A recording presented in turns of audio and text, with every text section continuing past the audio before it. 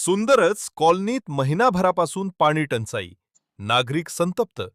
समस्या विचारताच अभियंत्याची पत्रकारासोबत अर्वाच्य भाषा केल्याचा आरोप. धुळे.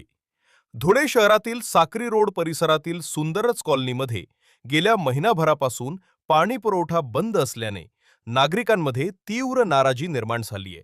विशेष म्हणजे हा परिसर स्थायी समिती सभापती लताताई पोतदार यांच्या प्रभागात येत असून पाणीपट्टी भरूनही नागरिकांना पाण्यासाठी भटकंती करावी लागत असल्याची तक्रार आहे. नागरिकांच्या म्हणण्यानुसार पाणी सोडणाऱ्या कर्मचाऱ्यांकडून पाणी पुरवठा सुरू असल्याचे सांगितले जाते, मात्र प्रत्यक्षात नळांना पाणी येत नसल्याची परिस्थिती आहे.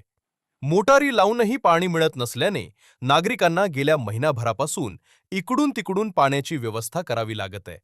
ज्या कुटुंबांकडे बोअरवेलची सुविधा आहे ते बोअर नसलेल्या कुटुंबांना वापराचे पाणी देत आहेत. मात्र ही व्यवस्था किती दिवस सुरू ठेवायची असा सवाल नागरिकांकडून उपस्थित केला जात आहे. अखेर संतप्त नागरिकांनी पाणी पुरवठा विभागाशी संपर्क साधत अधिकाऱ्यांना पाहणीसाठी बोलावले.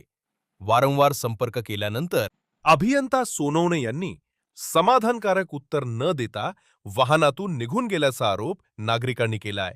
दरम्यान महिनाभरापासून पाण्याच्या समस्येला सामोरे जाणाऱ्या नागरिकांनी प्रशासनानं तातडीनं पाणी पुरवठा सुरळीत करावा आणि संबंधित अधिकाऱ्यांनी नागरिकांच्या तक्रारी गांभीर्याने घ्याव्यात अशी मागणी केलीये.